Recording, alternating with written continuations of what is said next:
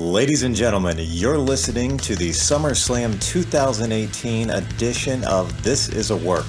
I'm David Hensley, owner and creative director of Long Walk Productions, and here is your host, David Two Doggz Hayes. Thank you very much, David Hensley, and welcome to Rock Hill, South Carolina's only premier WWE pay-per-view review podcast. This is a work. I am your host, David Two Doggz Hayes. Alongside me is my co-host, as per usual, Chris Villano, number 32, Barnes.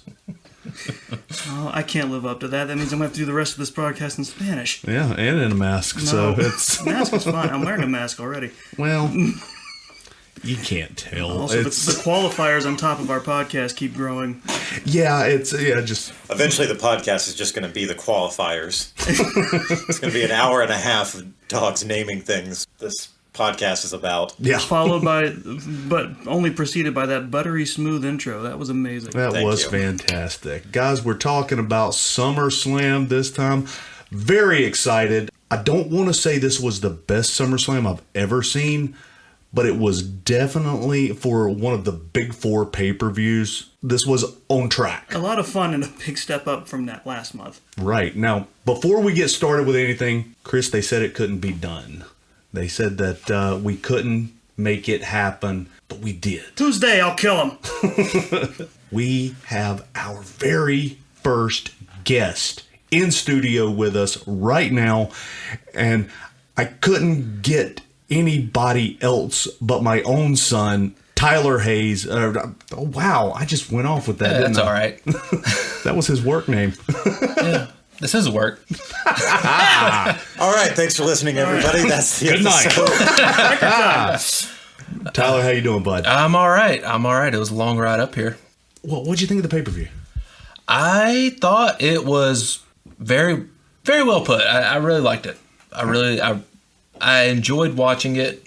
I even enjoyed watching the kickoff show. I've never watched the kickoff show ever. I got some notes on the kickoff show, guys. Oh, I got a page and a half.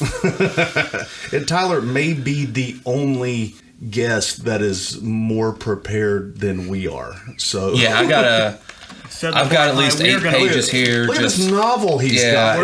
We're gonna hold people to your chicken scratch, forever. but it'll work. Very excited. I've been waiting since I heard about it. So we are glad to have you. This is going to be a lot of fun, but we have so much to talk about. We really need to jump right into it. First of all, let's get in on a somber note. Get this out of the way. We had 4 deaths since our last podcast. Brickhouse Brown, Brian Christopher, Nikolai Volkov, and Jim Neidhart. Yeah. Jim Neidhart hurt me, man. That was out of everybody that ever came through the Hart Foundation. You know, everybody loved Bret, the excellence of execution, and he was great. I was not a Bret Hart fan. I know I'm going to get some heat for that, but I was always an Anvil guy. And as I modeled my appearance when I started wrestling after the Anvil. It's the reason I have a goatee. It's well, didn't you say he used to scare you too? He did used to scare me. The first time I saw him, he got right up into the camera and just does this, wah! And I ain't gonna lie to you, I ran out of the room. I thought he was coming out of the television like that chick on The Ring. It's our hearts go out to the families of these guys. We got to talk about our new Knoxville mayor. The mayor of Fire and Brimstone. Straight from the pits of hell. Glenn Kane Jacobs. Wow. The devil's favorite libertarian. You know, there's a lot of people that you could have told me would be mayor, and I would have bought it. If you'd have said, hey, Jerry Lawler is going to run for mayor in Memphis. Oh, man, he totally could have been. He did. Oh, did he? He didn't get in, but... Yeah.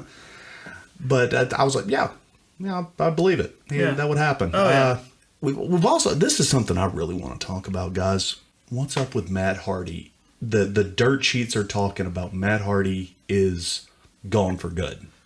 Apparently he's got some injuries, and they are speculating that he is retired. What are your thoughts, man? He's just decided to delete his career. Delete his career. Well, this is That really seems the fair. first of hearing it to me. Yeah. I don't really keep up with the dirt sheets or anything like that. Right. So. Yeah, honestly, I'm okay with him retiring. It's about time. I have never been a fan of the deleter of worlds. You telling me that is like, okay, sure, because I've seen so many of his matches and what he's put himself through. It's like I'm not surprised to hear. It's like I'm not surprised to hear he's reached a point where it's like, okay, I think I'm ready to stop. Yeah. Strangely enough, Jeff Hardy still going. Good, maybe they can punch him. We'll get on to that. There's Going. Yeah, man. So also talking about SummerSlam, where was the savior of the company, Bobby Lashley, this time? That's a good question. 'Cause Yeah, I was I wondering. don't have time. I don't really have a way to watch like Raw or SmackDown leading up to anything. So I don't know where he's gone. Yeah, he appeared on. He was on Raw this past week. No discussion about why he wasn't there. Nothing. Dirt sheets haven't said anything at least credible that I can fathom. Strangely enough, this guy, they were pushing him to the moon, and then one of the big four comes up, SummerSlam, and nothing. Why? I don't know, but I'm gonna be honest. Right up until the point you mentioned him, I kind of forgot, and I wasn't sad about it. Right? I did not miss him. Well, no, and it's funny that I said why on this, because this whole pay-per-view, a lot of the notes that I have here just end in why. I've got. I have a theory, and I can wait until we get further into it. But before we get into the pay-per-view, we got one more thing to talk about. Okay. Guys, I don't know if you knew this or not. I used to work some independent shows here and there. really. Yeah. I try to keep it close to the vest, but it's happened. Well, guys, turns out could not resist the urge to come out of retirement. So I'm coming out of retirement October 4th, 5th, 6th, and the 11th, 12th, and 13th. This is going to be a show called They Fight. Wait, I knew that. It's some of Shakespeare's best fight scenes. And I know a lot of our people out there listening is like, Shakespeare, come on, give me a break. It's like, no. Listen, you got the wrong idea. This is not going to be some sonnets that you're going to listen to and you go to sleep and start thumbing through your program. No, these are fight scenes. These are some of his best fight scenes. We've got things like As You Like It, where Shakespeare actually booked a wrestling match. And that's where I'm coming out of retirement for. There's some punk kid named Robert that I'm going to be wrestling. I believe you mean Orlando. I don't know Du what it- Bois. I don't know what his name is. He I doesn't haven't. need to know names. I haven't read the script. I don't know what it's about. So all I know is he's coming in here. He woke up one day, talked to a director, and he thinks he's going to be a wrestler. I'm coming out of retirement to prove him differently. So, guys, that's going to be October 4th, 5th, and 6th. And then again on the 11th, 12th, and 13th. Those are Thursday, Friday, and Saturday shows. So you're thinking to yourself, well, Doggz, look, we're not made of money here. Shakespeare shows in Spirit Square in Charlotte, that's got to be like $30, $40, right? Nay. He says the nay. $10. Guys, you can see a wrestling show for $10 and not a good wrestling show. $10. I got $10 on me right now. Right. Well, what else do you want? 2 hours of solid entertainment.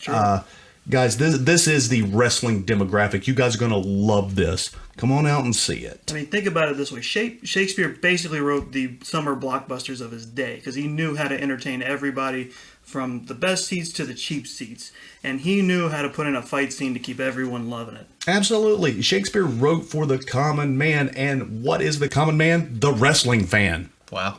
How about that, huh? It's poetic. Yeah. You know? That was beautiful, Doggz. God bless. So let's get into it, guys. We got a lot to talk about. Buttery smooth. We're going to start off with the kickoff show with Andrade Cien Almas and his manager Zelina Vega versus Rusev and the ravishing Russian Lana in a mixed tag match. Guys, well, Tyler, what are your thoughts? It was okay. It was okay? It was kind of forgettable. Tend to agree. A forgettable match, a very short match. They put a little bit of build on this. I can't get over how good Almas is. He's way too good for the kickoff show. He's really too good to be in a mixed tag match. He needs to be out there on his own, handling business. I wouldn't put him in a tag match. I wouldn't just singles and watch him do his thing. It's so good, so smooth in the ring. I can't talk enough about him. I see gold in his future, and I hope it's not going to be on 205 Live. The double, the rope pose they did at the beginning. That, yeah. Just fantastic. He always does that. Yeah. I love it when he does that. I've always loved him on NXT. Mm-hmm. Every time he does that, it's just... It always gets some good heat. Yeah. And Rusev, with him, he actually showed that he can work a big man. Yeah. And he can work his spots in there, and he can still look good. And then you got Zelina versus Lana in this. They ended the match. They ended the match. Zelina and Almas go over. Lana, man, she needs a lot of work. Yeah.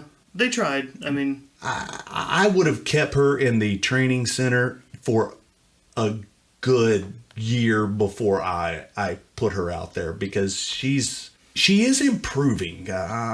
She's, I've watched her on a few matches and she's getting better, but I can't be kind about it. I did make a note of this though about Andrade. What's his name? Andrade Cien Almas. Okay. He did a beautiful, I guess it was you would call it a reverse tornado DDT. Oh, I saw that. It was so good I had to write it down. Yeah. It was fantastic worker. I can't say enough good things about him. I want this guy going up against Finn Balor. I want to see some great matches with this guy. I think he's main event status. I think he needs another manager. Zelina, not very good. Anything else we got on this match? So they're still going with the Rusev can't catch a break thing. Right? That's exactly what they're going with. Yeah, creative just has nothing for Rusev right now. Mm-hmm. So I didn't hate the match, but Tyler's like you said, it was forgettable. I gave it 2 Meltzers, and I think I was being kind for such a short match. Probably being very generous about that one. And just to remind people, that's on a 5-point scale, right? That is 2 out of 5.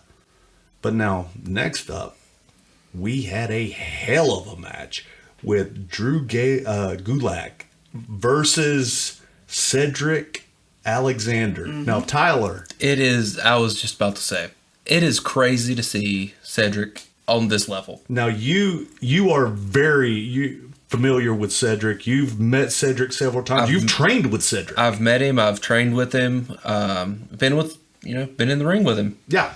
Not one-on-one. No. He wouldn't remember me. No.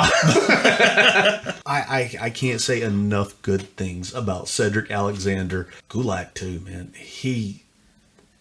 These guys burned it down. They did. Let's see. Well, I had some notes on this one. Cedric is he's such a great, he's selling so well. Honestly, that's the way I want to kick off SummerSlam. Yeah. Again, too good for the kickoff. Way too good. Yeah. But I think it's because I think Vince still has a problem with the cruiserweight. Well, yeah. Oh, absolutely. He's always had a problem, though, from what I hear. Vince is, how can I put that? He's a size queen. He is. He likes those big brawny guys, and I might be a little biased on this, but I gave this 4 Meltzers. This was a solid match. Not a lot of story behind it. Well, it's probably because it's probably going to be the start of it. It looks like it's definitely because I heard the commentary. Gulak was like, "I'm the only one who deserves to have that belt." So Yeah. So him losing is probably going to ramp things up. Yeah. Then we had the Revival versus the B team. B team. Go, go, go. B is for best. I became a fan that night. And you got your wish because I believe did. last time on the podcast you talked about them having very generic music. Generic's not fair, but for what they're doing, it seemed a bit too intense. I got my wish, and apparently a lot of people had their nightmares come true because I went looking online to listen to it, and I just saw comment after comment of bring back, I missed these battle scars. But I think I think it should develop into something more. But for right now, for what it is, I think it's good. It's a breath of fresh air. It's a toss back to older themes, how they would just be something really basic, just a complete hype thing for the crowd. How funny are they? Oh, you know, The- didn't think that Bo chemistry they Dallas and Curtis Axel had it in them Yeah. to have this kind of chops. Yeah. So good.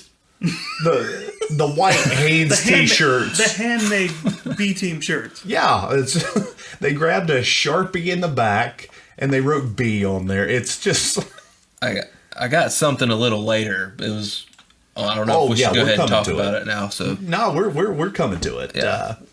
So we had B team goes over and I liked it too because apparently it's something that they mentioned starting earlier. It's like apparently it's like they lucked into their win. they did. The that finish was so It was great. It's guys, if you didn't see it, Bo Dallas is not the legal man. He And- stumbles back when Curtis gets caught in a small package.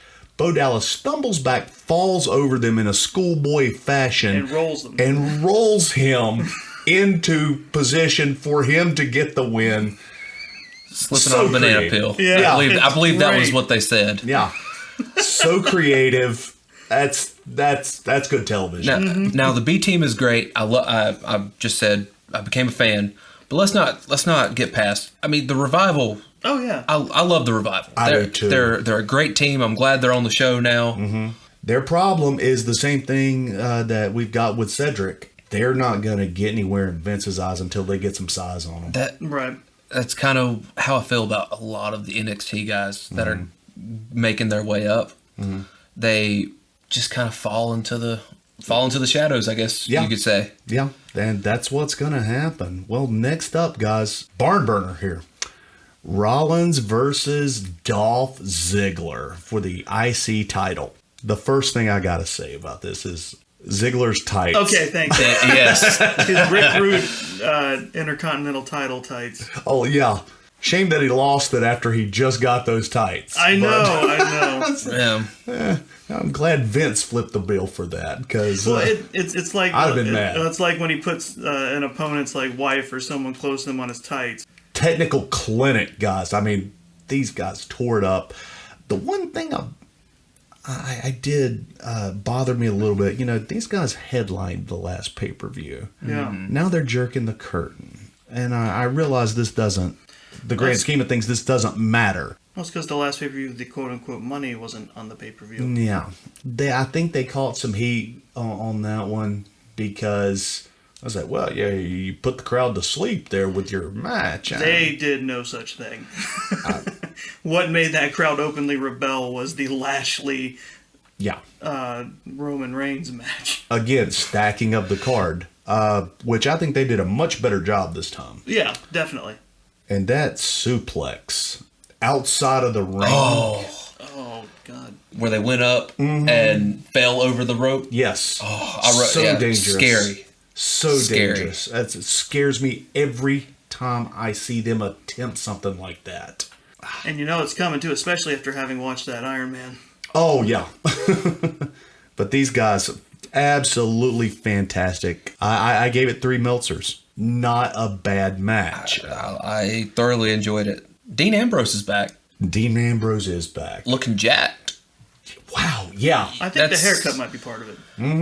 Yeah, and he's put on about 15 pounds of solid muscle. Shaved his head off, which I know that pleases some of the ladies out there. Again, guys, I cannot stress this enough. If you're going to watch the pay-per-view and you're not necessarily a fan of the new product, watch this with casual fans because they've got opinions that you don't have, and it just makes everything so much better.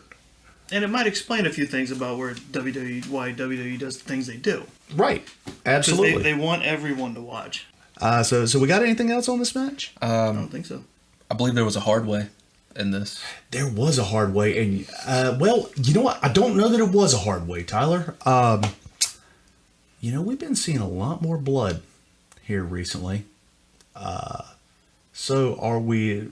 Do you think it's hard way, quote unquote, or? I particularly feel like this one was a hard way. Just the way it happened. I can't remember. Honestly, I can't even remember the way it happened. I wouldn't rule it out because they did it at the Iron Man match too. They just did it? Oh, they did. They did it at the Iron Man match? Not big. It wasn't big, but they did.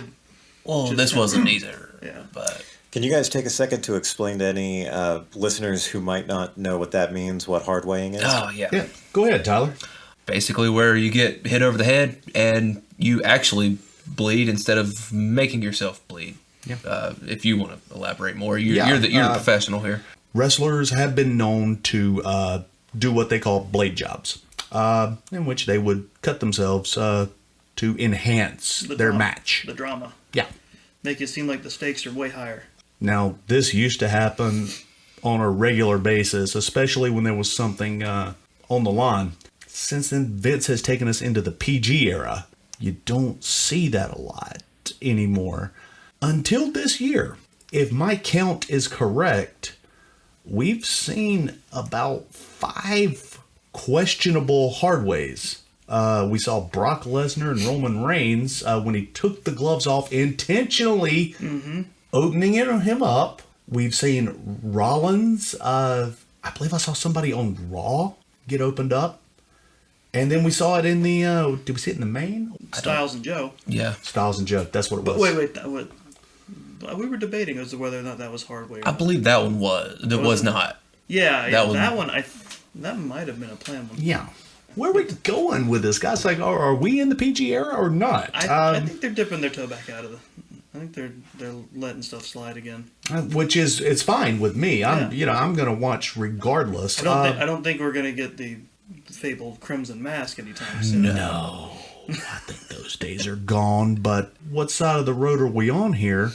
If we are easing back into it, I think at the very least they're recognizing the fact that it can help sell a story. absolutely. But in light of that, let's be progressive about this. And if we're going to go that far, I say we do some female versus male matches. The wrestlers, the female wrestlers are good enough now.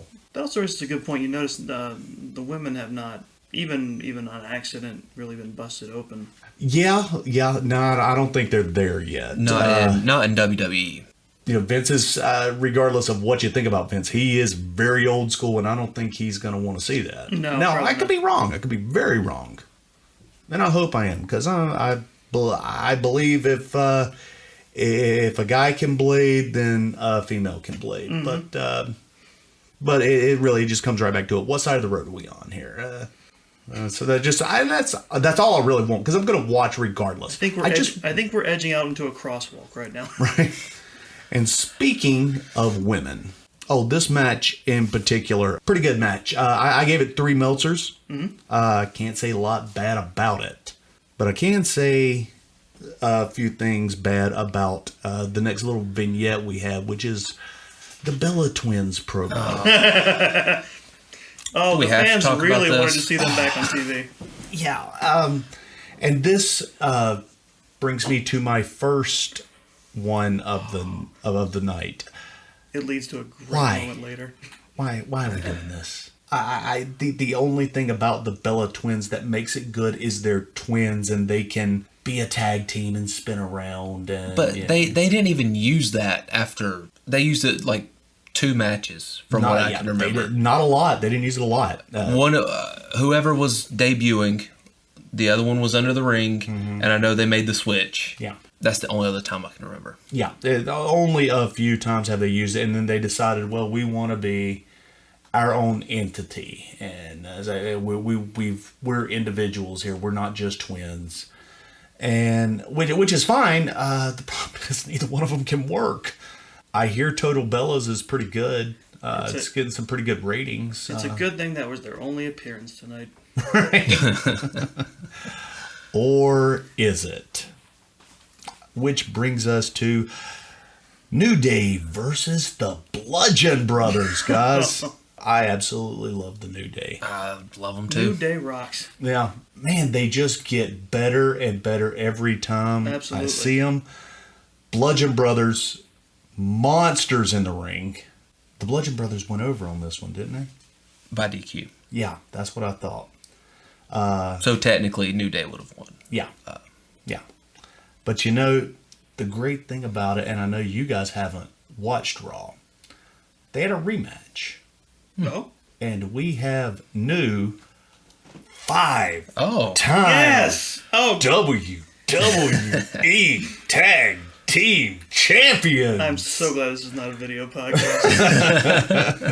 Although I think everyone else should have had to watch that You too. know what I'm doing out there. Couldn't be happier. This was a great match.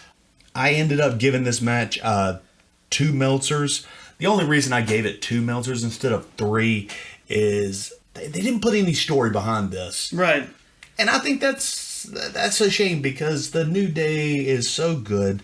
The Bludgeon Brothers are fantastic. Yeah, put a little money behind these guys. Let's give them some story. Give them an angle. They feel like they like the tag team belts are like the most they'll be willing to give to them. Like I just like in terms of like investment. It's like they don't seem to want to just jump into it. Like, but they consistently get the crowd on their side. They get everyone going. Mm-hmm. They have the moves and they've proven it. Yeah. I personally want to see Xavier Woods in title contention. Oh, absolutely. I'd love to see him grab an IC title, a US title. I'd even love to see him go for a world title. Yeah. Yeah. He's way too good for the tag team. I just want to see that just as a stable. They're just, and they don't have to win, but they should deserve to be in the mix. Absolutely. Oh, yeah. And, well, I love how it's a 3-person stable. Mm-hmm. I love how every time they go up for the titles, you don't know. It's always going to be Big E, but you don't know if it's going to be Kofi or Xavier. Right. And I love the way they switch that up. I do too. And that's something else. They should kind of bring that back to, because I know there are other teams that were allowed to have that gimmick of you don't know which 2 you're actually going to face. Mm-hmm. Yeah. Well, which we've got that going on with Sanity, the new okay. 3-way. Yeah. I don't know why I forgot about their With I love Eric Sanity. Young, who Eric Young is tops in my book. These other 2 guys, they're coming along, but Eric Young, man, that's the guy. Moving on to Strowman versus Kevin Owens. Squash. Not much to say there. No. I guess you could say it was a good match. It was. It was. I mean, I enjoyed it. Why'd you have to squash him? I understand that out of the 3 pay-per-views that we have discussed, this has been the one with the most matches on it. True. So we had a lot to do. Why'd you squash Kevin? I get that we got to have some quick matches in there. And that match did have to happen. And Strowman did need to go over. I feel like my theory is, like I said, like I mentioned before, I think my theory is they're resetting everything to head towards WrestleMania. Yeah. And I think there's like, okay, we need to get this done and out of the way. Right. And considering how many matches just were plowed through, I think it was just like, here's a hard reset point. Which it brought me to my second. Why? I don't know. It doesn't. I cannot. But maybe you're right. But speaking as someone who I'm not able to see the shows leading up. I don't see a lot of the lead up. I just from watching these pay-per-views, I can't figure out what story they're trying to tell with these two. Well, yeah, you made mention of that at the last podcast. About it. It's like supposedly, and I saw some of the video package of the lead up. It's like supposedly the whole thing was supposed to be like, oh well, Kevin Owens is being cowardly and he won't face Braun Strowman in a fair fight because he knows it would end badly for him, and then it did. And then, but technically, he got the win while Braun Strowman just brutalized him, and then that was a nasty bump on the ramp right there. Oh God, it was. Oh, it was. Oh, that was sickening. There was a lot of that in this pay-per-view. Mm-hmm. It gets one Meltzer from me just because they put so much into the story, and then they didn't. No, they really have. The build up to this has been. It's been really funny. It's been very entertaining. Well, that's what I'm missing then, because it's just like the end result didn't work. No, and I think you're right though. I think they're trying to just get rid of it because we've got bigger fish to fry here. Right, and they showed that at the end of the show. So yeah, one Meltzer for this one. We got a lot of story and no match on that one, so it was the opposite of the of New Day versus Bludgeons. Coming up next, another good one. Charlotte Flair versus Becky Lynch versus Mella.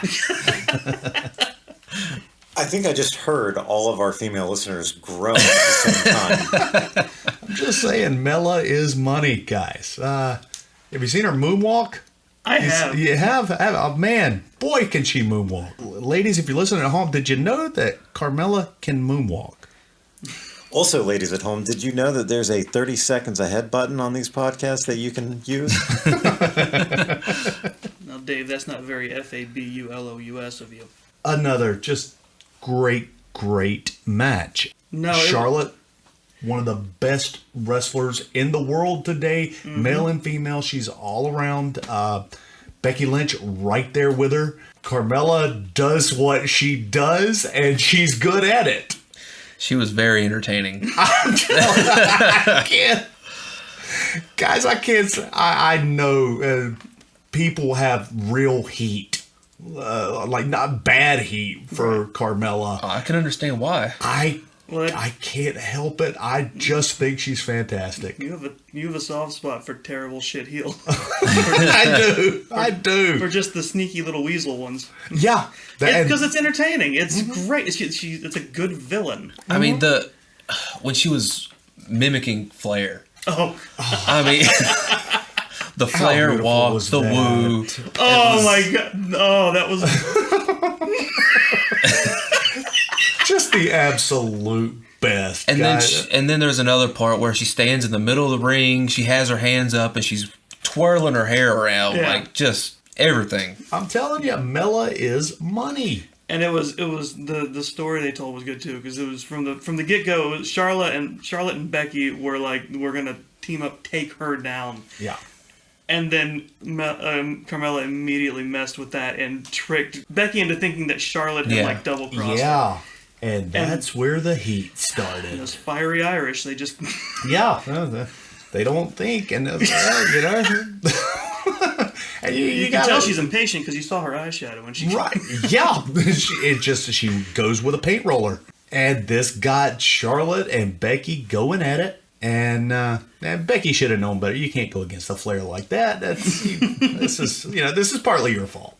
But we now have a new SmackDown champion. And they did something really interesting with the finish too. They did it's kind of rare, but they did the champion didn't lose technically.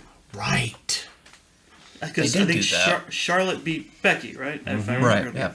Charlotte got Becky and because Carmella was out of it somewhere. Yeah, which just further story with Yes, this. yeah. So And I never lost the belt, rematch, blah, blah, blah, blah, blah, blah, blah. Yep. And then at the end, when it looks like Becky went to congratulate Charlotte on her win, then the anger. How ruthless are New York crowds? And wait. Be with me on this one, guys. Becky potatoed Charlotte. So Yeah. and tatered her hard. There's an Irish joke in there somewhere. Yeah. Just one? Search deep, you'll find it. I loved this match. I loved everything that's happening here. 3 Meltzers, man. Fantastic. We got anything else we want to say about this? You was going to say something about the crowd. Yeah, the crowd. Oh. The crowd the whole night, just ruthless. Oh. Cheering when Becky. Booing while they're hugging. Yeah. And then went crazy. Make with the fighting. Brooklyn came out to see blood. Yeah, the Barclay Center, they do not play around. I mean, it's almost as bad as MSG. It's always out for blood. Oh yeah. This card is being stacked beautifully. Yeah. Another thing on Charlotte. This might sound completely ridiculous No, lay it on me. on Becky's heel turn. Mm-hmm. It might just be the New York crowd, but could they possibly switch it around to where Charlotte is heel and Becky stays face? I mean, I would like to see that. They could. I mean, there's still a way to work that around. Oh, there absolutely is. And let's be honest, it's not like we've never had a Flair go heel or go face in the middle of a match. Yeah. That's kind of what got me thinking about it. That is well within her bloodline to do this. So yeah, that's a good point. That's something to think about. It was just everybody, the crowd was chanting, "You deserve it," for Becky. Mm-hmm. I'd love to see it. And we got an opportunity because Evolution's coming up. So that's going to be great. That's true. Speaking of things that should have been coming up, we've got AJ versus Samoa Joe. I had thoughts on this match as we were watching it. Yeah. During the last half of the match, I kind of changed my mind a little bit. I was like, okay, started very slow. It was a slow burn. Boring. I'm surprised the crowd didn't start chanting that a little bit, but they were into. I mean, I originally gave this 1 Meltzer just because it was such a slow start. I went back and I watched it again. Mm-hmm. I'm calling this a 2 Meltzer. Okay. Just because the crowd was a little more into this than I remember them being. It turned around. I really do think we talked about it that night. I do think that these two are kind of burnt out with this, doing this for years with each Wrestling other. each other all over the world when they were with TNA. And they don't, I guess just the WWE platform, it might not work. No, which that actually brings me to something else. How are we feeling about AJ Styles at this point? The guy's been doing this for a long time now. I remember AJ Styles first coming onto the scene and just being captivated. Everybody was captivated by the guy. Well, he's 40 now. He still looks fantastic. Coming off the rope like he was a champ. He still looks great in the ring. He's still doing his thing. But are people getting burnt out on AJ Styles? I mean, it is a possibility. The thing about his no pun intended style, he's very talented, very good. I don't know. He just seems like a more successful Hardy to me overall. Wow, I don't mean that. Mean that in a mean way. I get it. You hate the Hardys. I understand. No, that's not what I'm saying. I hear what you're saying. What do they do to you? Jeff is trash. We can all agree. No, I mean in terms of how his ethic and how he works in the ring. He really, to me, that's kind of what it seems like, and like people love him, and it's great. He really is, to me, from when I watch him, as good as his opponent. The match with Rusev he had, Not a barn burner. It was kind of slow, decent. And you know, Nakamura and him blew it out of the park. It was amazing. I thought it was great. Well, here's and then- the question now. Yeah. Now we've got Samoa Joe. He's an indie darling. Yes. So the marks love Samoa Joe. Right. You got Rusev Day. The marks are loving Rusev Day. They can't get it done out there. But now Nakamura. Yeah. Now this is a new guy. Fresh. Just leaps and bounds charisma over both of those guys. Is that have anything to do with AJ? Different styles. I mean, again, I hate the fact that his name is Styles. But different styles. It's just because Samoa Joe and Rusev are very similar in what they do in the ring in terms of how they go at it. And I could tell Styles and Joe were building something, and they did. They did eventually get something going, but it was a climb. It was a uphill, hell of a climb. And they both looked frustrated and sad. Yeah, they really did. Well, now, this is the question. Could it be that AJ just can't do it with the bigger guys like he used to? That could be it. I mean, it could be part of it, but that's not 100% certain. That's what I'm leaning towards, because now we also saw him. He's working one of the 300-pound NXT guys. Couldn't get it over with them either. Also, I happened to see him this past December in SmackDown when they came to Charlotte.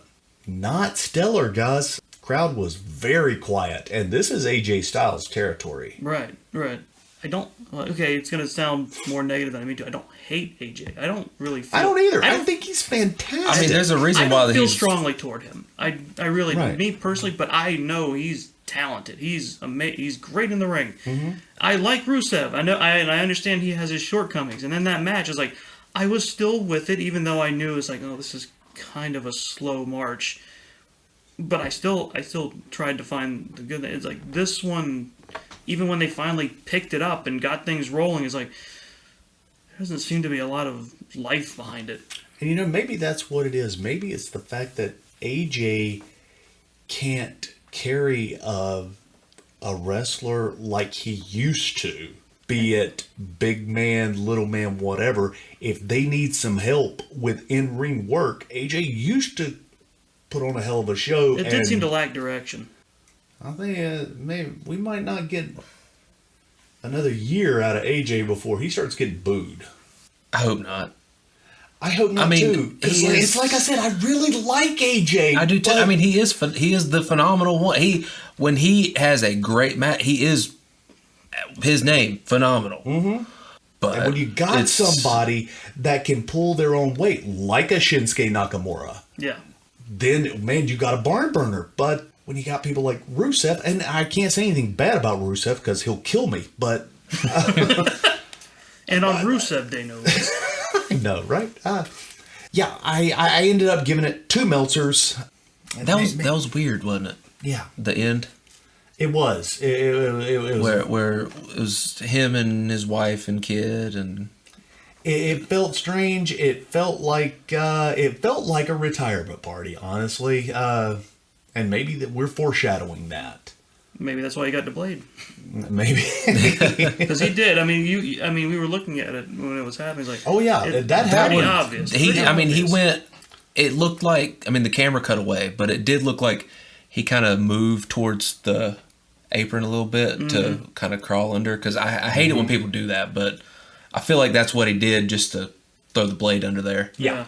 Next up, we've got we've got another promo with the man that WWE has modeled themselves after, and that would be Elias.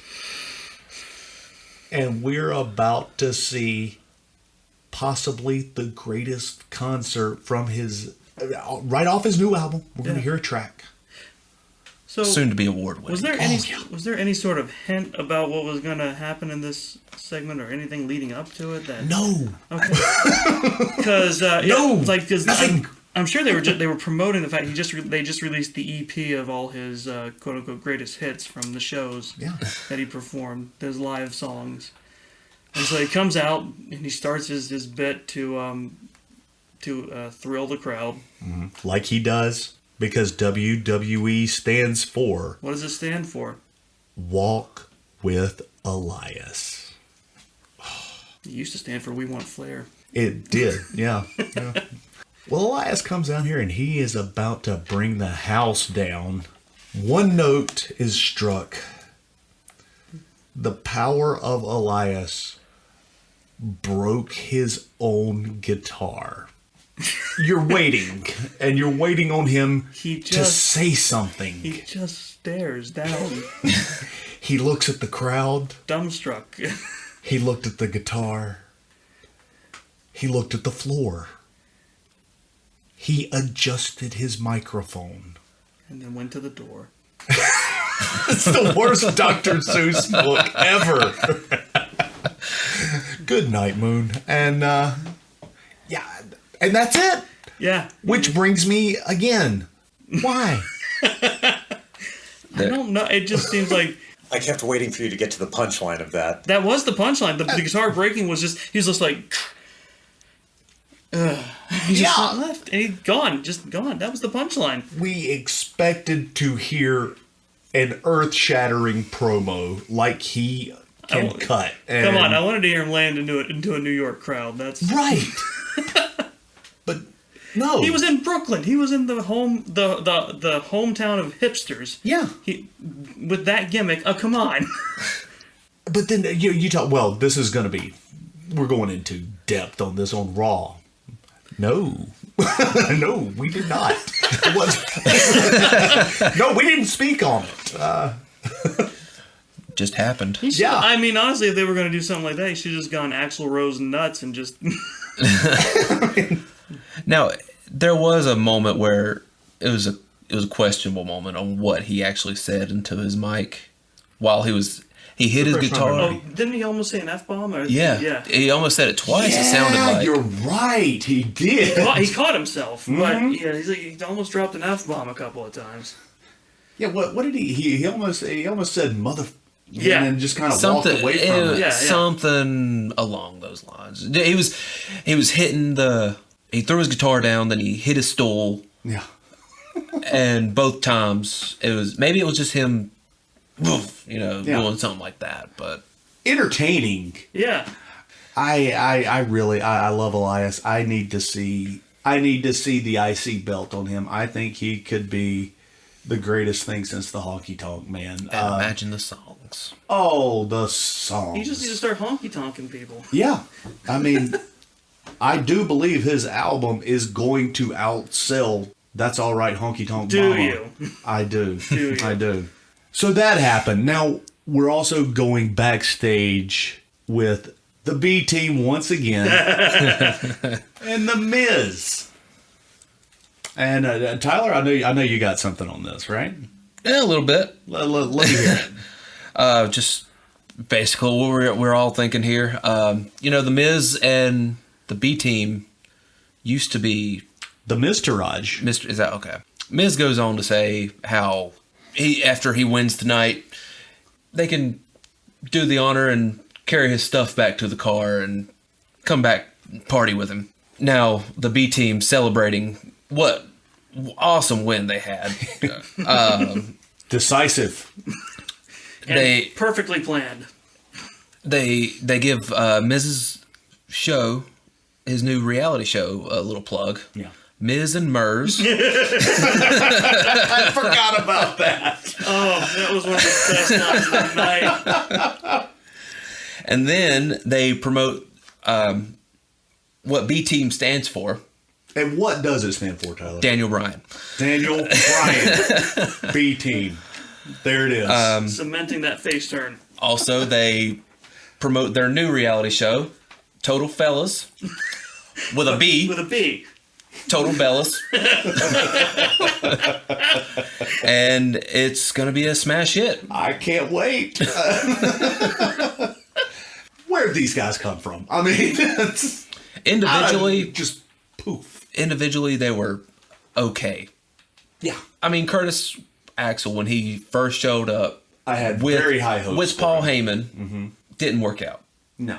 I had really high hopes because I am a Kurt Hennig mark from way back. I love Mr. Perfect, and I wanted the same thing for his son.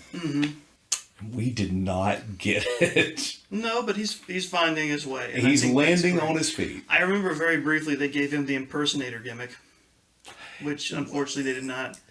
They didn't give it a chance. No, I that wish was they had. funny. That was- Yes. Because the people they always end up giving who usually have a penchant for it. Because Big Show did it for a while, and Big Show was, phenomenal great. at it. The Showster. The Big and- Showboski. Yeah. There was several of them. Oh, so good. Love those guys. Love this promo. This is a super train on its way to Station B. And speaking of something B doesn't stand for, Baron Corbin versus the Demon King, Finn Balor. And squash. Did you jumped ahead there? Did I jump ahead? It was Mrs. Daniel Bryan. I did. I'm so sorry. How dare you? We'll come back to it. We'll talk about. I mean, I forgot too, but you were conducting this train. Yeah, we'll talk about Baron and Demon King. We'll swing You back skipped around. a stop. The Demon King, Baron Corbin, squash. It was Again. The demon is very scary. They put a lot of unnecessary build on this story with Baron Corbin. Which, number one, I don't even know why Baron Corbin was still wrestling when he was clearly moving towards a non-wrestling role. Well, because Finn Balor is too tiny. Yeah. And again, didn't we do this already? I don't know what you mean. With Big Cass? Yeah, no, don't remember him? No. Enzo? Ooh, No. I guess that's an afterthought. He's now. not Enzo anymore. No. He is a Real one. real one. Or is he the Phoenix? Or the Phoenix is the name of his album. I have no idea. It's it's number 3 on the charts. It's right behind Elias's, but number 1 still. That's all right, Honky Tonk Mama. Maybe he'll move What down chart south and is become this? Enos. It's Demon King, Baron Corbin, and again squash match. But I understand this squash. I get this needed to be a squash match because Baron Corbin's not in a wrestling role anymore. No, this silliness stretched on for 2 months. Why? Yeah. And it's the Demon King. And I say that as a person who's a fan of very stupid things in wrestling. I mean,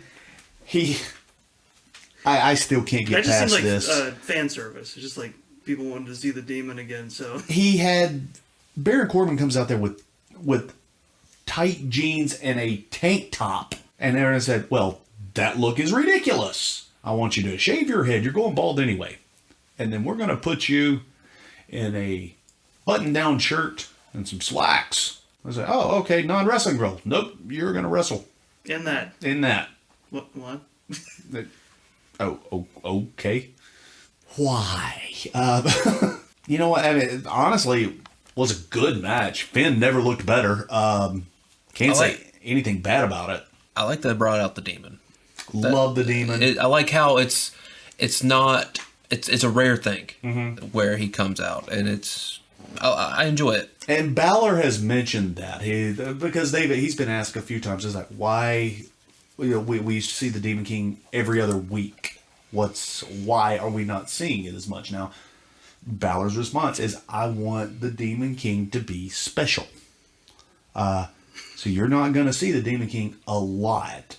Extra subtext. That's a lot of time to paint himself. Exactly. Not a lot for that. I did give it 3 Meltzers. Yeah. It was good for what it was. It was good. And it was definitely fan service with the demon, but not bad fan service. It was just like the only way to spice that up to do it again. I'd put that a little further down the card. Oh yeah, no. Like I said, if we're gonna have this many squashes, let's move a couple of these things down a little bit. But yeah, so we got 3 Meltzers for Baylor versus Baron. Maybe it was meant to be a breather because it came after what we accidentally skipped over. Yeah, which brings us to Miz versus Daniel Bryan. Yes. They did a really really intense, deservedly, really intense build-up for that. Talking about Bryan never being able to actually beat Miz decisively in all the time that he's been there. Great match. Yeah. Fantastic match. It was following Joe and AJ Styles. Now, I did think the AJ Styles was a boring match for the most part. Sure. I timed it. I watched it twice. I timed it the second time. The AJ Styles match, 22 minutes, roughly 23. Really? Yes. Wow. That's from first bell to last bell. Wow. Well, what about Miz versus Bryan? 24 minutes, about. And this is very interesting because this is something that we said that night. Yeah. They were moving roughly the same pace as AJ and Samoa Joe. The difference was the presentation. And they put so much more life into it. Yeah. So much. Far and away better than anything AJ and Samoa Joe did in that match. I couldn't have been happier with this match. I gave it 4 Meltzers. Absolutely. And that's a rare one. Yeah. I don't give these things out, just willy-nilly. Should we talk about the finish? Oh, Let's talk about the finish. love the finish. It was so classic. Let's do it. Marie, Miz got chucked outside at that point. Yeah. And Maurice, who had been at ringside with their child, cheering him on, he stumbles over to her, and she slips him brass knuckles. Oh yeah. So that you almost didn't catch it. No, it was so slick. You almost did not see it. But you definitely caught it when he slipped him on because you saw Daniel Bryan charging at him and just bam. Just a classic good heel going over match. Tosses does the even better heel thing when you gave him back. She slipped him right back inside her jacket. Yeah. He just slides in the ring and gets the pin. Couldn't have been better. And that's the thing about Daniel Bryan and The Miz. They're both old school fans. Oh, absolutely. And they want to do old school wrestling because that's what they grew up with. And if we could get a little more of that in there, man, I think with the athleticism that our current product has, if we could just get a little more psychology and a little more dirty heels. We're going to go to the moon. They executed it perfectly. I mean, they left it to where it's to today's standard, but they brought in that old school vibe. Where I'm going with is there was a move that Daniel Bryan pulled off. Yeah. He put Miz up in the corner, and I guess it was like a Hurricane Rana type, where I remember both parties executed perfectly. I mean, Miz did that perfect flat bump, like I remember just watching that. It's just beautiful. You get goosebumps watching that kind of thing. It was great. So much to say about that match. I Can't recommend it more. No, I can't. Chalk one up for Miz and Merce.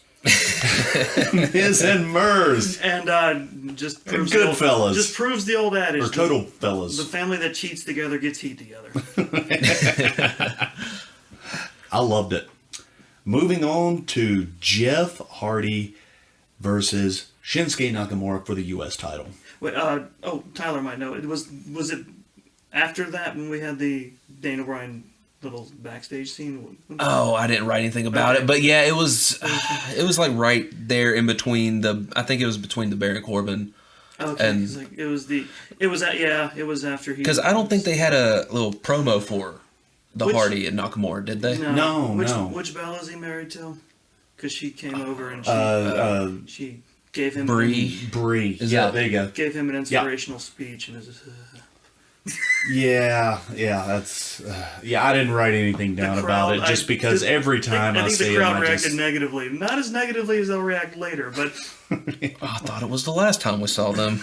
yeah. it's like, So that's right. So then Balor and Corbin, the Demon and Corbin happened, and then we move on to Jeff Hardy versus Shinsuke Nakamura. Hardy trying to regain that U.S. title. I'm going to be honest, guys. Haven't seen Jeff Hardy look this good in a long time. I can agree. True. Yeah. Fantastic match. Jeff just looked like he was in his 20s again. He was quick. He was fluid. Mm-hmm. He just had a flow to him. But again, do we bring that back to how good Nakamura is? Yes. About to say. I think that's what it is. Yeah. The way he reacted, he was just so disrespected when Jeff mimicked what he was. Oh, how beautiful was that? That was his great opening move. They're in the ring. They're facing each other down, and Hardy mimics him, and he looks hurt. He looks like, why would you do my thing? That's my thing. It's for a guy that barely speaks English, has such comedic chops in the ring. He emotes so well. Oh, physically, just beautiful. And he got offended right after that and rushed him. He starts out by doing a little thing on Jeff Hardy with the twist of fate. Yeah. And Jeff answers back with the "come on," and his face. I thought he was gonna cry. It looked like it cut him to the soul. You know what? I give that all the credit to Japanese wrestling. Absolutely, Japanese wrestling has really come up, man. I believe me and David Hensley's wife were talking a few months ago about how we weren't really fans of Chris Jericho anymore because he's gotten too old, and you can see the slowness starting to creep in on him. But then he shows up in New Japan, and guys, 5-star match. It was the Chris Jericho of old. It was the Lionheart Chris Jericho. Oh, yeah. It was something to behold. The man of 1,004 holds. I mean, I'm surprised he didn't bring Ralphus out there with him. 3 stars for this match. So good.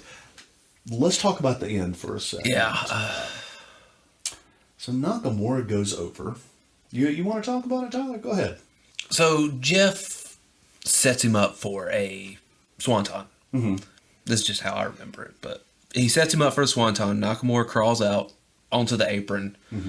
Jeff, looking like he's 20 again. Mm-hmm. Oh, that's right. I almost forgot about. Oh no. So brutal. Now they have these new posts now where you can put both feet. Yeah. Which I'm sure the guys are just elated with. Yeah. You gotta be. It's like, I've seen how many times that they've almost killed themselves trying to stand on one of those. Surprisingly, we still have Botchamania out there. Go figure. Anyway. Yeah, so he moves over and takes the nastiest. I lost my breath when I saw it. His he collides with his left shoulder, left back against that and apron. All lower back. Yeah. It was and. Oh, it made me sick to watch it. Now, I can't believe Jeff Hardy died. Spoiler. No, for guys that don't know, that's the hardest part of a wrestling ring is that outside apron. Now, admittedly, this is WWE, and they've got extra padding right there. Still, No. I would not be comfortable doing that on such a tiny amount of space when you've got nothing but gravity. Somehow, that felt worse than almost every other high dive I've ever seen him do. Yeah. There was something about that just felt like, oh, maybe it's because he's getting older. He's older. It's like, but I've seen him take these ridiculous dives from tops of ladders and all the TLC matches he's done and all the just random shit he's climbed to just hop off, and just that it was just about how like 3-5 foot drop. Oh, it's about a 5 foot drop. About a 5 foot drop, just maybe even 4.5. It's not onto his back to the apron. It was sickening. Yeah. It was. It kind of made you hurt when you see it. Yeah. It made me hurt. My back hurt all night after that. Maybe it's because it was just more it. relatable. Because it's like, I slip on something and that's potentially something I could do to myself.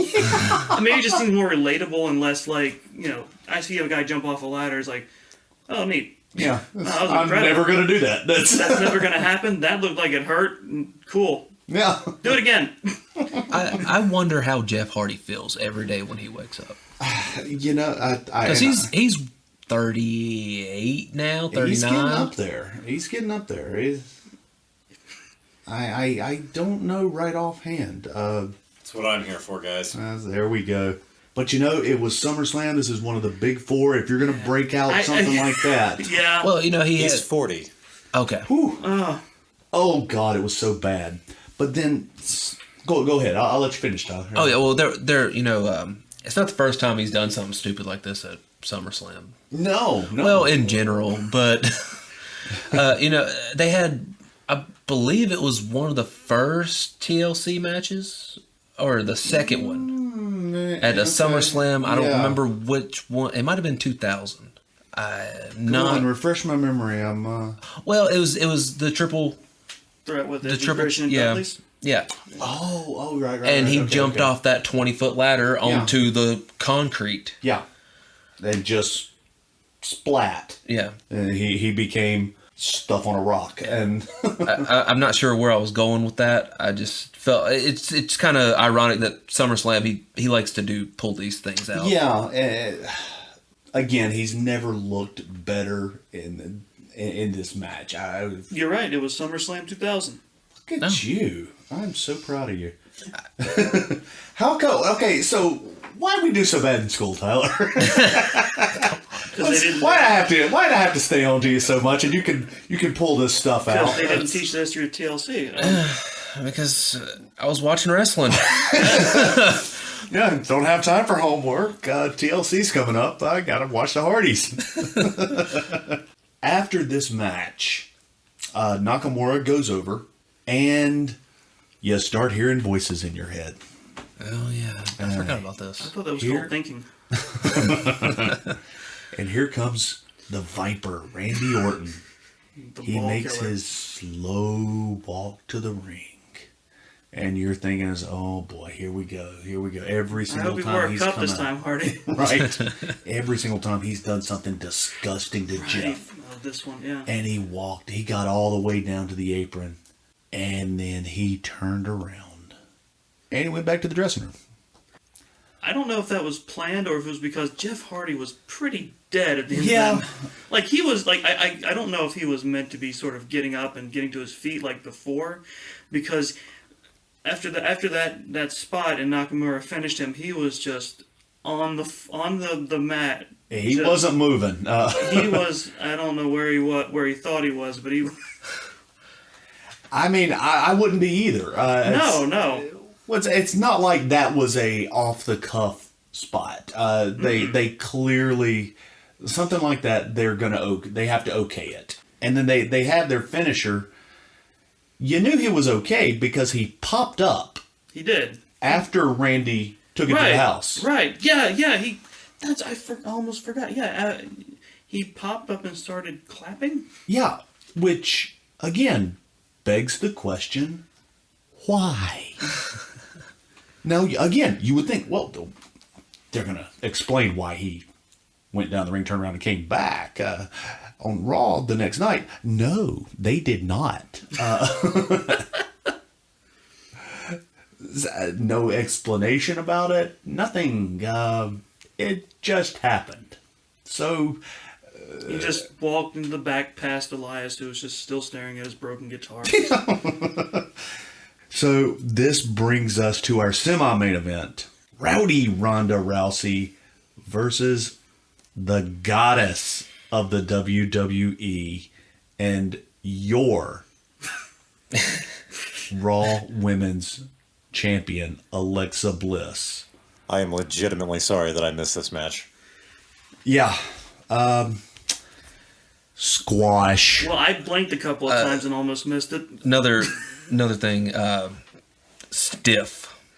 Yeah. Very stiff. We got to settle Ronda down. Now, Alexa, she's so good. She looked like she was in there for the fight. Yeah. Yeah. Boy, we gotta settle Ronda down because I think she was a little too hype. And I think she was a little too excited, yeah. She was jerking that girl around She like she ragdolled. was. She Yeah, ragdolled. I mean, I was Alexa pretty Bliss looked like a leather jacket that was just flying around the ring. She had her, what was it, an arm? Not an arm bar every time, but there were a couple of moves she had with the arm. Yeah. Jerked her around. I thought a shoulder was coming out of socket. Yeah. It was kind of scary looking. It was. Yeah. Now, the great thing about Alexa Bliss is she is double jointed in her arms. And no, this is legit. No, she can bend her elbow backwards. Good, And, okay. So she can, and she's done a couple of spots with that, which make for just awesome television. She doesn't break it out a lot, which I love. But yeah, That's good, though. It gives the audience time to forget and they can, wow them with it again. she broke it out in this one. Kind of had to. Yeah, and Because otherwise something was getting broke. boy, we got Ronda grabbed her arm, flips her around, just jerks her from one end of the ring to the other, puts her in an arm bar as she taps, and we are going to the house. I wish I had got the time on that one. Couldn't have been probably the quickest women's match we've ever had. In recent history. When I was fast forwarding through the commercials, the second time watching third, I missed it. Yeah. I was like, it was just like there's something I wish they had done more with, and that was a couple of times Alexa moved like, I'm just going to leave because if I get counted out, it'll still be my title. Yeah. They teased that a couple of times. I feel like she should have like gone for it and had Ronda like drag her back or something like that. Yeah. Well, because they also, in a very touching moment, they had Natalya come to the ring and she was wearing Neidhart's jacket. Yeah. Oh, yeah. Yeah. Very sad. They could have, teased her going for it, Natalya dragging her back. Yeah. And on just put a little footnote on that. Yeah. Because you get that. Because they are, Rousey and Natalya are legitimately really good friends. Right. Right.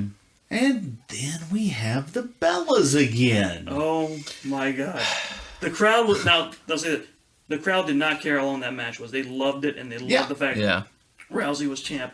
And then her other good friends, the Bellas, came in to congratulate her. And as soon as they hit the ring and started hugging, They started booing. Again, New York crowd, ruthless. keep it real.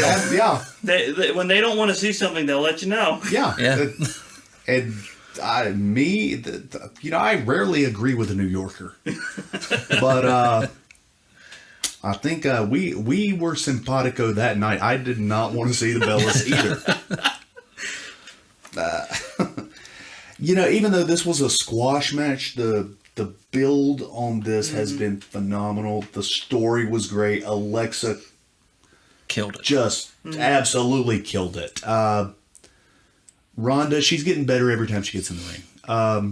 I would like to settle her down. Let's not get too excited about this. Let's remember it's a work. You don't like your set to rambunctious gorilla? Yeah. I kind of feel like Alexa was supposed to go over in this, and Ronda just in the middle of the match said, "We're changing the finish." Who was going to stop her? Exactly. Paul Heyman has said that on several occasions about Lesnar. Brock Lesnar does what Brock Lesnar wants to. He did a little thing about that, about The Undertaker when that fiasco happened. Yeah, that's fun. That's fun to think about. I would like to think that Ronda Rousey does what Ronda She Rousey just walks in wants. like, this is mine now. Maybe she should be the next client of Paul Heyman. It's been addressed. On that note of Ronda does what Ronda wants, not to disparage her good looks, maybe Ronda should want to not follow Becky Lynch's example with the either. Because I said it when we were watching it, she walked out there looking like divine.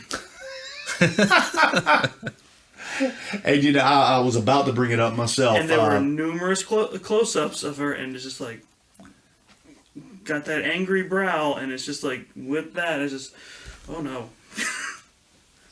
No, it couldn't have been, the Becky Lynch style mascara, just ran over it with a paint roller. And Did her no favors. No.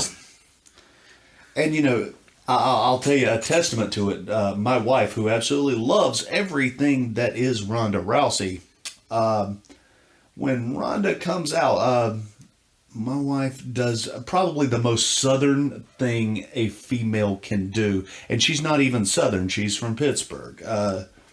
So as she looks at Ronda, she saw the makeup, and she goes, "Oh, honey."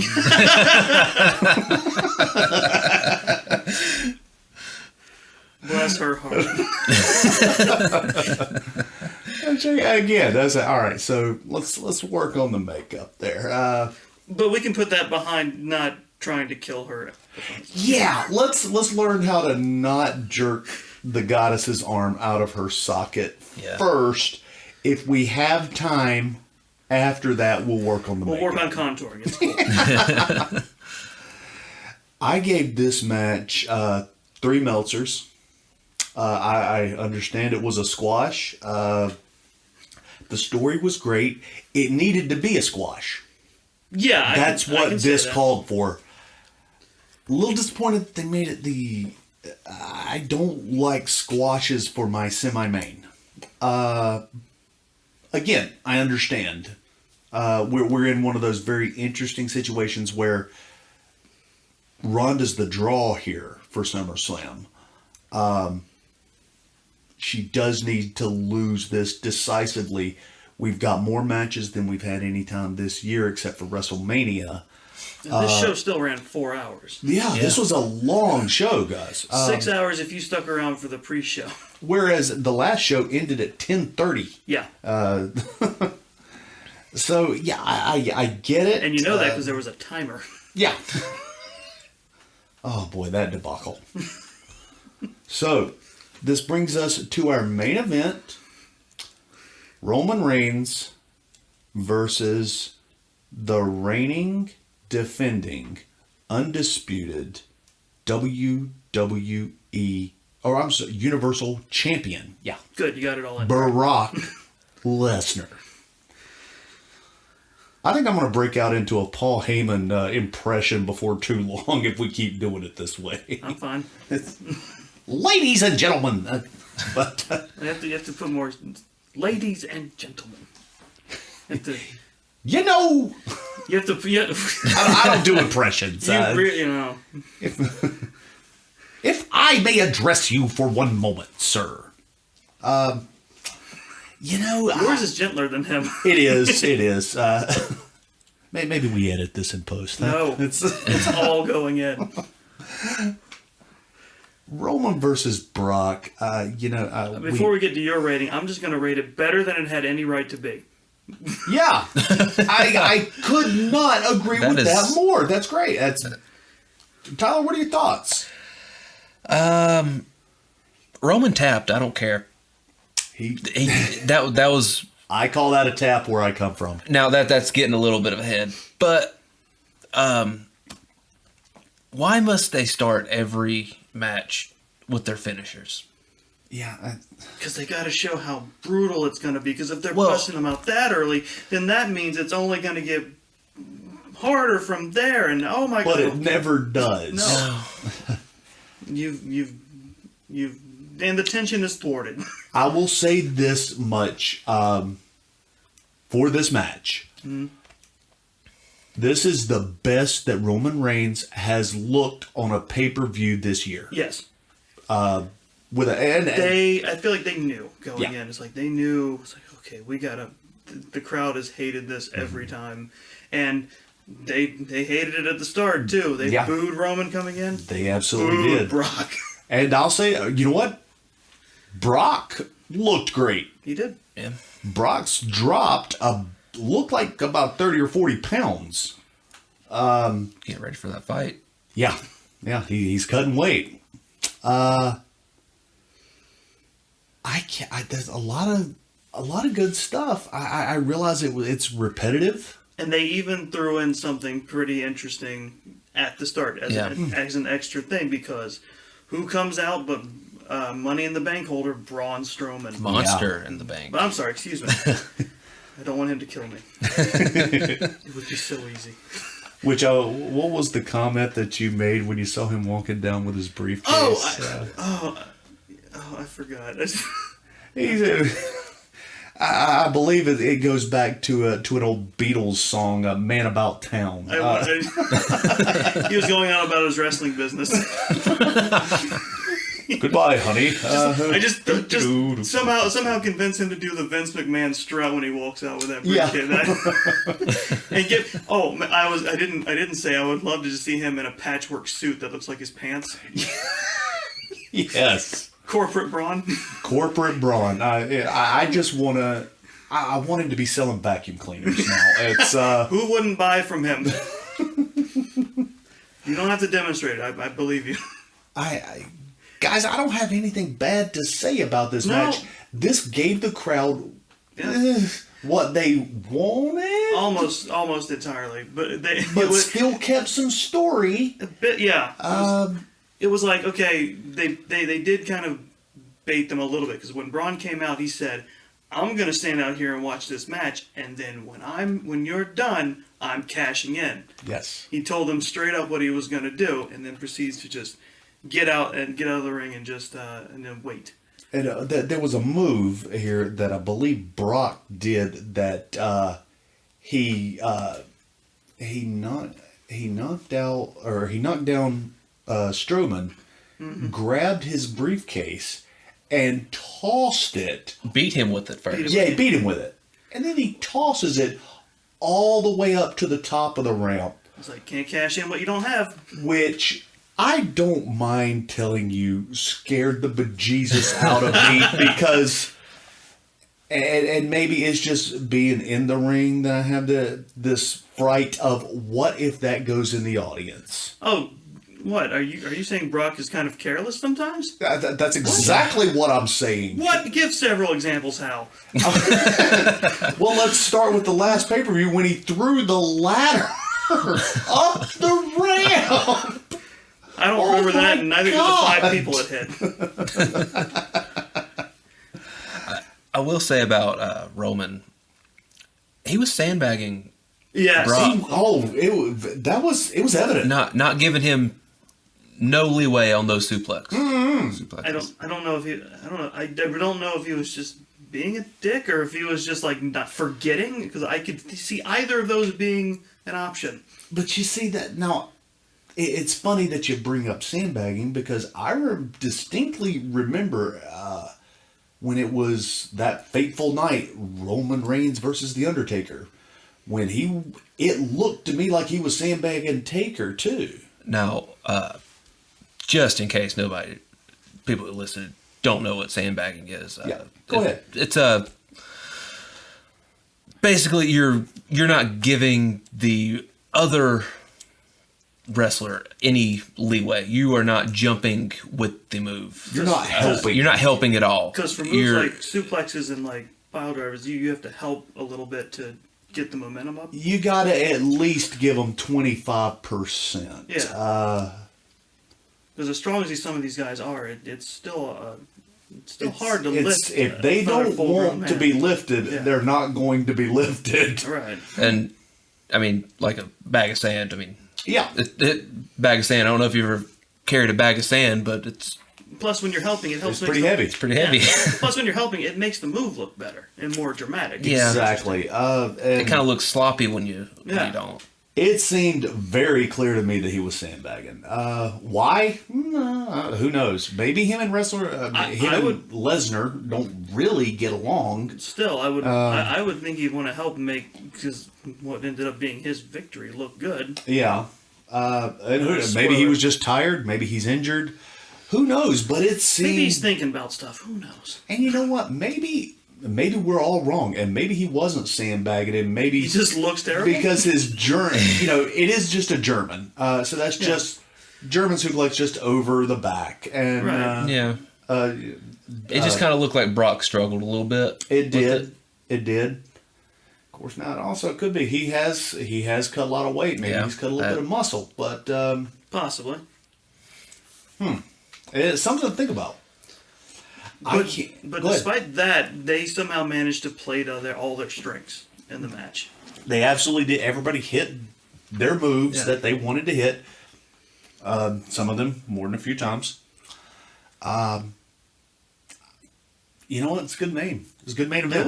It was. And I'm no fan of Lesnar's or Roman's, but they did business and they did it right. Roman is your new Universal Champion for now. They had an interesting way of skirting around Strowman. I said Broman.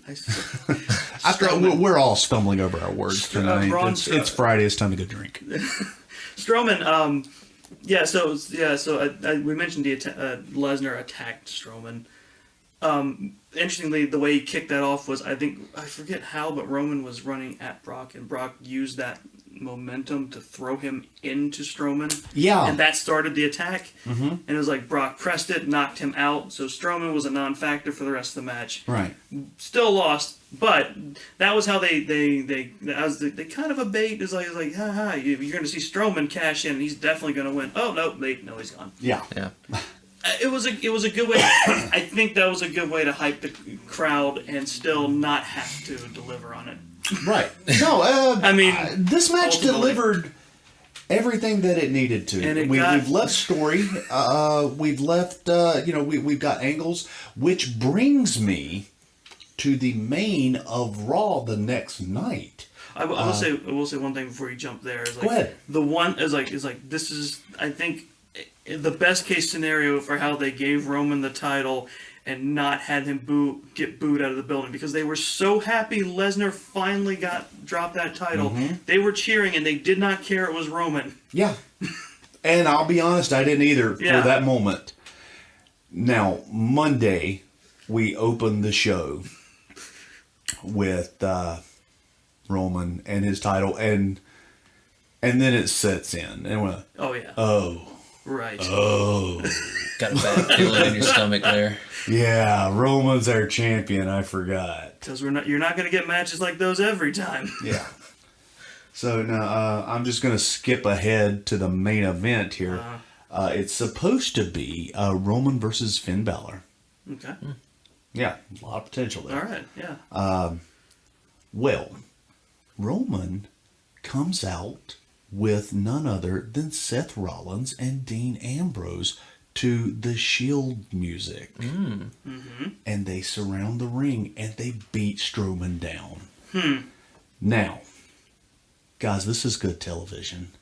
This is where people... I am guilty of this as well. There was a time when everybody, and I do mean everybody, loved Roman Reigns. Me included. Mm-hmm. And that's when he was with the Shield. Right. Once the Shield broke up and Roman went out on his own, you started seeing his flaws. And there are a lot. But if we put the Shield back together as a heel faction, well, that masks his flaws. That means Roman Reigns gets to hit his good spots. And his flaws are covered up by Seth Rollins and Dean Ambrose. I'm more than okay with this. If they'll keep this storyline, I'm back on the Roman Reigns train. I'll agree with that. Hope it works. I love the Shield. I do too. That was another great 3-person stable. Absolutely. I mean, you have Dean Ambrose, the mouth. Yeah. You have Seth Rollins. What would Seth Rollins be? Oh, he's architect? your The architect. He's Yeah. your architect. He's your technical master. And then Roman, the muscle. Yeah. I mean, Silent muscle. there's no need for him to speak. Never. Yeah. Just leave it to Dean Ambrose and Seth Rollins. I mean, Rollins can do it Yeah. all. Yeah. He's I have no problems with this whatsoever. I think this is a match made in heaven. Will they go with it? Will they tease it? Will they stay with it? That's the question. yeah. Let's hope they keep it going. Yeah. Guys, all in all, this was a really good pay-per-view. I gave this whole thing 3 Meltzers. The entire pay-per-view. Yeah. Okay. Now, here's the question: where do we go from here? We've. Thanks for your input. Sorry, I was just passing on a note from creative. Oh, okay. No, we've got. So we've got Rousey, that's coming in as your new women's champion. Yeah. Untested. She is going to be full-time on Raw now. That makes for an interesting story. All right. Yeah. Where can we go with that? There are a lot of questions. We've got the Shield possibly coming back. We still have the Monster in the Bank. Predictions. What do we see? What our next pay-per-view is going to be? Oh yeah, Hell in a Cell. Isn't it? Hell in a Cell. Well, for Rousey, I mean, don't know. I don't know if they're gonna build back to a rematch with Bliss or. Well, I think we're going to have to build back to that. But last year we saw the very first Hell in the Cell women's match. Yeah. Was it last year? I think it was last It might year. have been last year. Yeah. Yeah, I think it was. Is this match worthy of Hell in a Cell? Keep in mind, we've got Evolution coming up in October, like one pay-per-view after this. They're going to have to bring thunder on this. I don't know Because if they don't do a good job and they don't get good ratings and they don't really put everything they got into it, then we're never going to see Evolution again. I don't know if it's just the two of them could be a Hell in a Cell. No, I think it's going to have to be. I dare say, if you're going to do a women's Hell in a Cell match, then this may have to go back to Charlotte, Becky, and Mella. So, Yes. and possibly even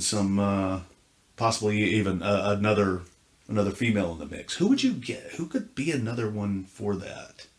One person that we have forgot about that, much like Bobby Lashley, was missing from the entire card of SummerSlam that should have been an odds-on favorite, Asuka. Oh. She was missing him. Yeah. Yeah.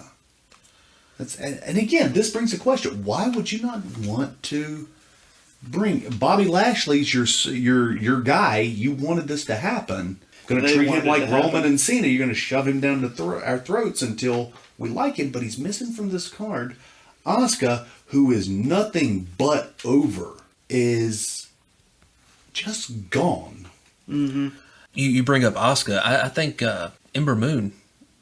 I think Ember Moon will be a fantastic addition to that. Just bringing up Asuka, that's the first other woman I think of. Yeah. They had a great rivalry in NXT. They absolutely did. That's a good one. Yeah, Ember Moon could be great. And the thing about this Evolution, we don't have that many women. We're definitely going to have to pull some NXT ladies. Definitely. To have a full-on pay-per-view. So we can't get too saturated. And that's probably the best thing too, to help promote the next people they want to bring up. Couldn't agree more. And they could do very well in the undercard. Absolutely.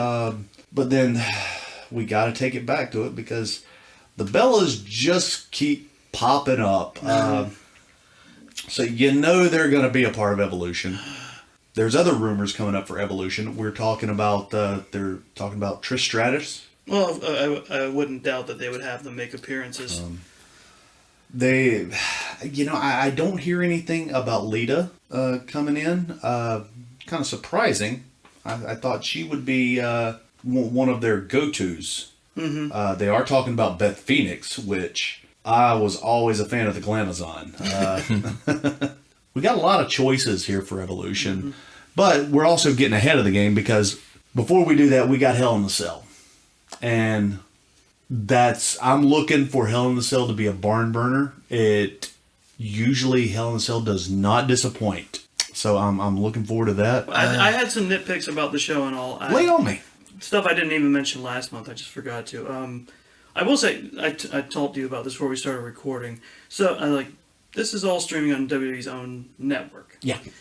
This is all on their own time. They're setting the schedule. So why did they feel like they were so crunched for time that they ran promos for the main events during the prelim matches? Yeah. In the middle. Dropped out the sound, dropped it to a tiny box in the corner, ran promos for the matches on the actual card. I'm glad you brought that up because Yeah. I didn't write it down, but that was something that bothered me. Annoying. You're having these matches, and you've been running promos for the upcoming matches in between all of them. You had three matches on this kickoff show to showcase these talents, and then you still took away their time. It really took away and from the ran match. commercials in the middle of them. Do they really think that people are just going to watch the kickoff, hear them plug the main event and the feature matchups, and they go, all right, good night, everybody. To watch this, you have to have the network. You have to be watching on the network. You're in. Yeah. You're in for this show.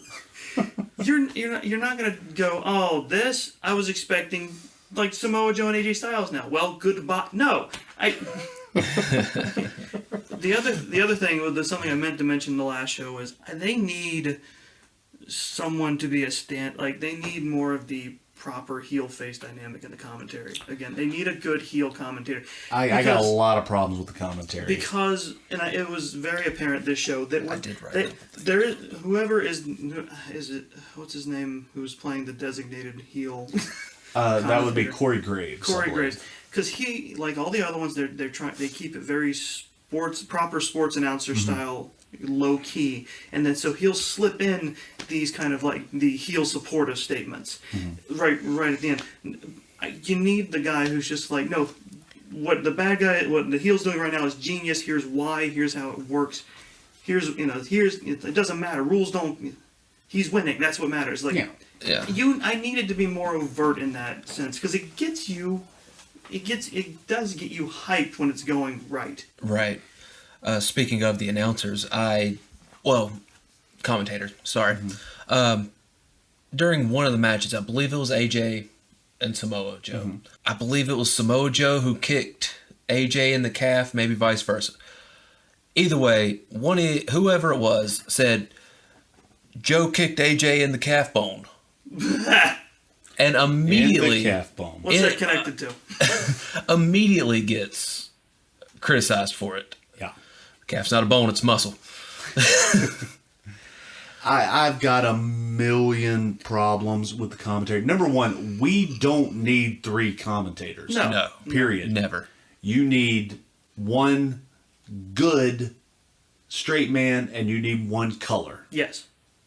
That's it. It doesn't matter so much that one is play-by-play anymore, but you're right. One needs to be like, yeah, well, that's not right. He's clearly, going against the rules of the match. And the other guy's going, who cares? Yeah, no, and I think that they're under the impression is, well, this guy is not a very good commentator, and this guy is not, he's not going to win any awards either.